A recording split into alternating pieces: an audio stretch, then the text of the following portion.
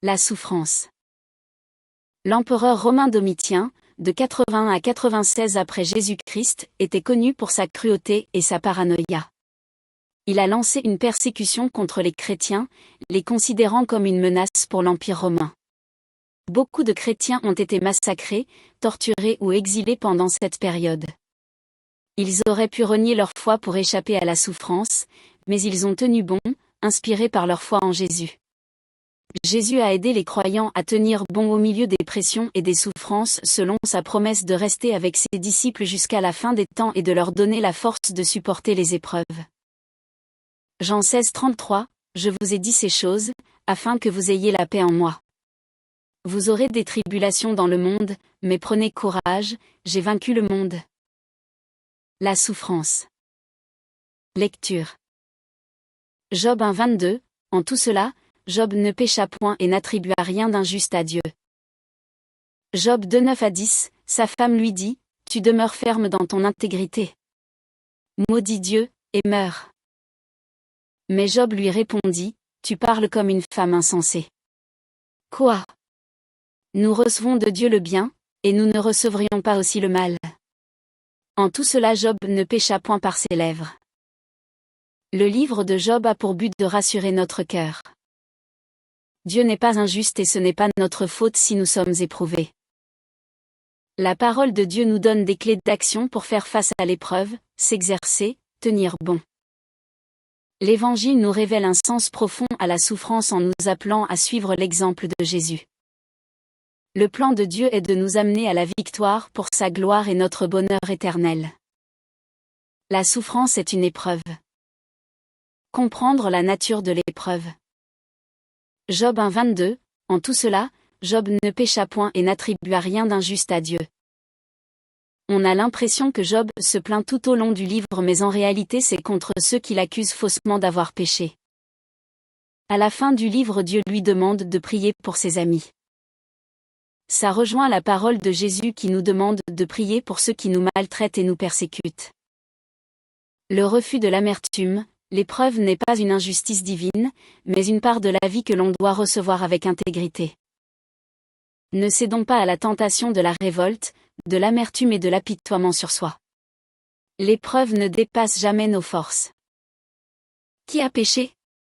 La fin de la culpabilité. Jean 9, 1 à 3 Jésus vit, en passant, un homme aveugle de naissance. Ses disciples lui firent cette question, Rabbi, qui a péché, cet homme ou ses parents, pour qu'il soit né aveugle? Jésus répondit, Ce n'est pas que lui ou ses parents aient péché, mais c'est afin que les œuvres de Dieu soient manifestées en lui. Une dimension spirituelle, le combat de Dieu, pour Dieu. Apocalypse 12 entre 10 et 11. Et j'entendis dans le ciel une voix forte qui disait, Maintenant le salut est arrivé, et la puissance, et le règne de notre Dieu, et l'autorité de son Christ, car il a été précipité, l'accusateur de nos frères, celui qui les accusait devant notre Dieu jour et nuit. Ils l'ont vaincu à cause du sang de l'agneau et à cause de la parole de leur témoignage, et ils n'ont pas aimé leur vie jusqu'à craindre la mort. Comprendre que nos luttes s'inscrivent dans un combat plus vaste entre la lumière et les ténèbres. Se préparer et tenir ferme, comment s'équiper face à l'adversité.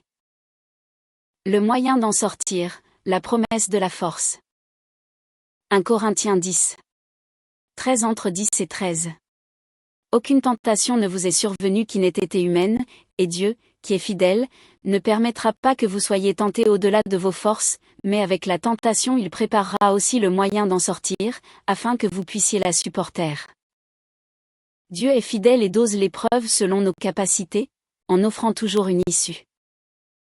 L'entraînement spirituel. Exerce-toi à la piété. 1 Timothée 4, 8. Exerce-toi à la piété, car l'exercice corporel est utile à peu de choses, tandis que la piété est utile à tout, ayant la promesse de la vie présente et de celle qui est à venir. Les combats de David, son entraînement intensif. 1 Samuel 17, entre 34 et 36. David dit à Saül, Ton serviteur faisait paître les brebis de son père. Et quand un lion ou un ours venait en enlever une du troupeau, je courais après lui, je le frappais, et j'arrachais la brebis de sa gueule. S'il se dressait contre moi, je le saisissais par la gorge, je le frappais, et je le tuais. C'est ainsi que ton serviteur a terrassé le lion et l'ours, et il en sera du Philistin, de cet incirconcis, comme de l'un d'eux, car il a insulté l'armée du Dieu vivant. Comme David avec le lion, nos petits combats quotidiens et l'exercice de la piété nous préparent aux grandes victoires. Notre lutte, identifier le vrai combat. Romains 6, 12. Car nous n'avons pas à lutter contre la chair et le sang, mais contre les dominations, contre les autorités, contre les princes de ce monde de ténèbres, contre les esprits méchants dans les lieux célestes. C'est ce qu'on voit dans le début du livre de Job. Identifier le vrai combat, se rappeler que notre lutte n'est pas humaine, la chair et le sang, mais spirituelle. Dans la souffrance, nous sommes appelés à fixer notre modèle Jésus-Christ qui nous montre que l'amour a un coût. Hébreux 12, 2. Ayant les regards sur Jésus, le chef et le consommateur de la foi, qui, en vue de la joie qui lui était réservée, a souffert la croix, méprisé l'ignominie, et s'est assis à la droite du trône de Dieu. Pour Jésus, la croix a commencé au moment de l'incarnation, puis depuis la naissance jusqu'à la mort, le sacrifice ultime.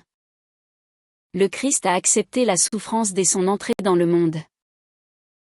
Hébreux 10, 5. C'est pourquoi Christ, entrant dans le monde, dit « Tu n'as voulu ni sacrifice ni offrande, mais tu m'as formé un corps. » Philippiens 2, 8. Et ayant paru comme un simple homme, il s'est humilié lui-même, se rendant obéissant jusqu'à la mort, même jusqu'à la mort de la croix. L'amour coûte cher, Jésus a payé cher son amour pour nous. Matthieu 26, 39 et 42. Puis, ayant fait quelques pas en avant, il se jeta sur sa face, et pria ainsi, « Mon Père, s'il est possible, que cette coupe s'éloigne de moi.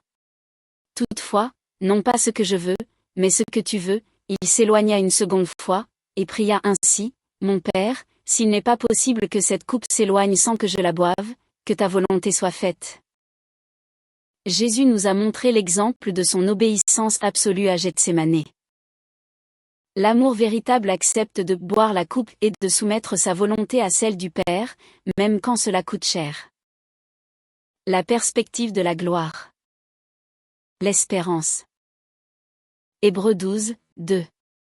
Ayant les regards sur Jésus, le chef et le consommateur de la foi, qui, en vue de la joie qui lui était réservée, a souffert la croix, méprisé l'ignominie, et s'est assis à la droite du trône de Dieu.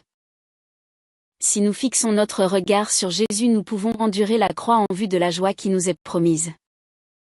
2 Timothée 2, 11, 12. Car si nous sommes morts avec lui, nous vivrons aussi avec lui, si nous souffrons avec lui, nous régnerons aussi avec lui. Cela nous parle de la solidarité avec Christ et de la promesse de partager sa gloire si nous partageons ses souffrances. Romains 8, entre 16 et 17.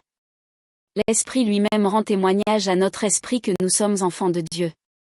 Or, si nous sommes enfants, nous sommes aussi héritiers, héritiers de Dieu, et co-héritiers de Christ, si toutefois nous souffrons avec lui, afin d'être glorifiés avec lui.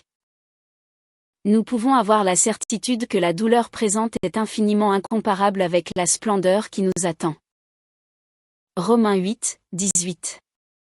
J'estime que les souffrances du temps présent ne sauraient être comparées à la gloire à venir qui sera révélée pour nous.